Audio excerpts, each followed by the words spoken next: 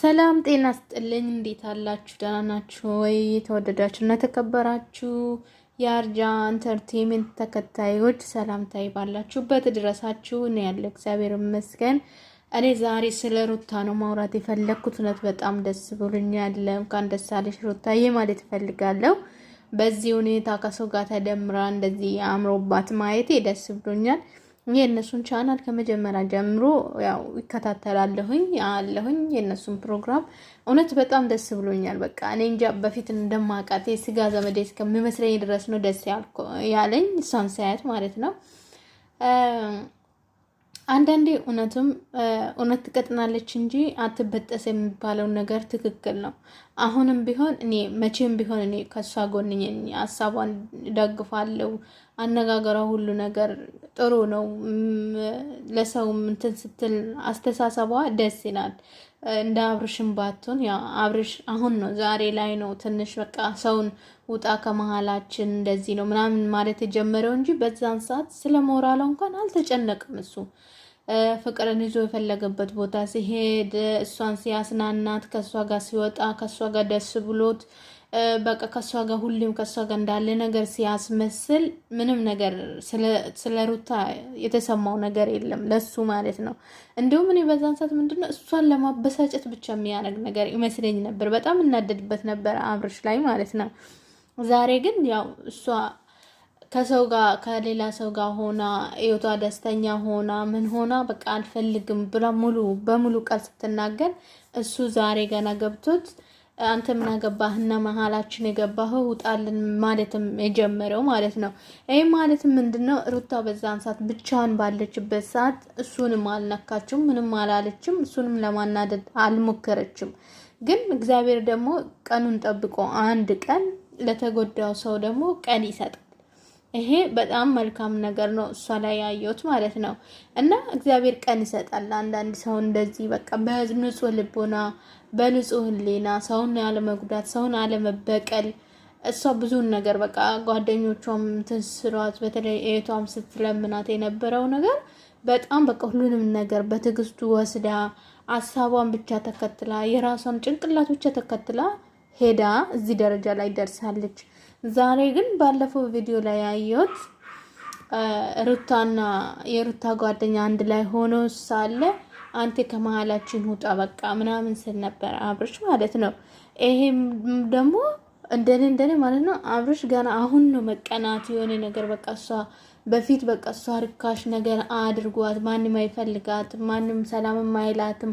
በቃ እኔ ብቻ ነበርኩኝ ለሷ መኖር ነበረብኝ። አሁን ደግሞ እሷ ብቻዋን ነች። ስለሷ ነገር አያገባኝም። ስለ ህይወቴ ብቻ ነው እያሞኩና እየተደሰትኩ እኖራለሁ ብለው ያሰበው ማለት ነው በዛን ሰዓት። እንደውም በቃ መጀመሪያ ላይ ምንም በቃ እንደምታረቁ ነገር ነው እኔ የሚሰማኝ ማለት ለራሴ እንደምታረቁ ነገር ይሰማኛል።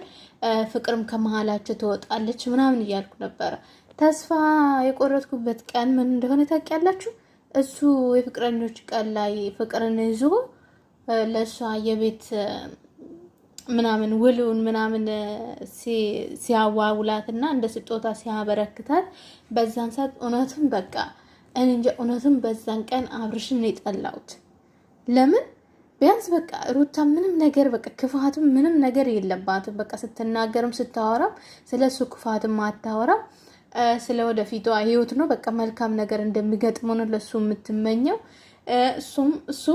እሷም ማለት ነው እንደ ወንድሟ በቃ መጎዳት እንደሌለበት ነው የምታውቀው። በቃ እኔ እሱም መጉዳት የለብኝም እሱ ጎዳኝ ግን አምን ብዬ እቀበላለሁ የሚባል ነገር በሀሳቧ ላይ ይመላለስ ነበረ።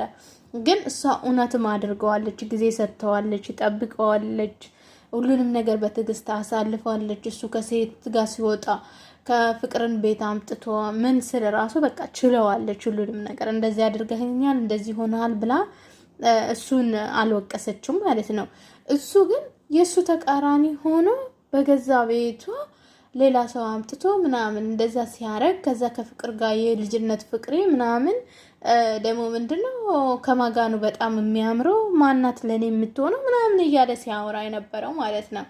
እና በዛ አልፎ ተርፎ ሩታ ማለት ነው ምንም ነገር አልተናገረችም። ምንም ነገር በቃ ስለሱም ያለችው ነገር የለም። በቃ ይመቸው፣ ለሱ ደስታ ከሆነ እኔ ከህይወቱ ወጣላታለሁ፣ ለሱ መልካሙን ነገር እመኝላታለሁ። በቃ እኔ እሱ እንደፈለገ ይሁን፣ ለኔ ደግሞ እኔ ደግሞ መንገዴን በራሴ አስተካክላለሁ ብላ ዛሬ የራሷን መንገድ ማስተካከል ስትጀምር የራሷን እርምጃ ወስዳ እሱንም ሳትነካ ራሷ ተረጋግታ ቁጭ ብላ አስባ ምን ብላ ወደ ህይወቷ ለመመለስ ወይ ደግሞ ህይወቷን ለማስተካከል ስትጥር እሱ ደግሞ ፍቅርንም ከዚህም በኋላ አልፈልግሽም እሷም እኔ አልፈልግህም ተባብሎ እነሱ ሁለቱንም መጀመሪያውኑ ፍቅር አይደለም ማለት ነው።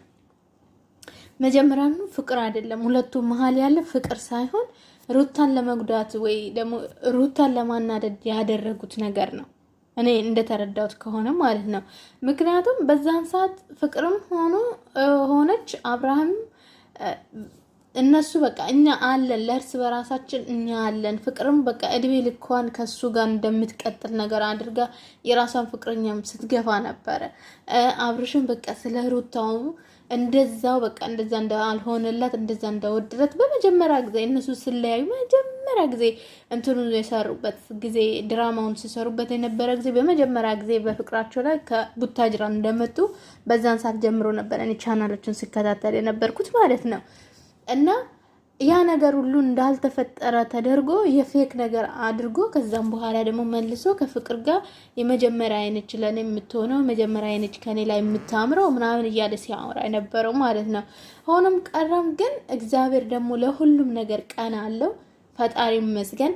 ሩታ ደግሞ እኛ ስለምንወዳት እኛ ስለምናከብራት እንደዛ ማለት ነው ፍክት ብላ እንደ አበባ እየታየች ነው። አሁን እኛ በጣም ደስ ብሎናል ሩታን የምንደግፈው ማለት ነው። ለምን እኛ እሱንም ጠልተነው አይደለም፣ ግን በሴትነት ደረጃ ሩታ ልትደገፍ የምትገባ ልጅ ነች።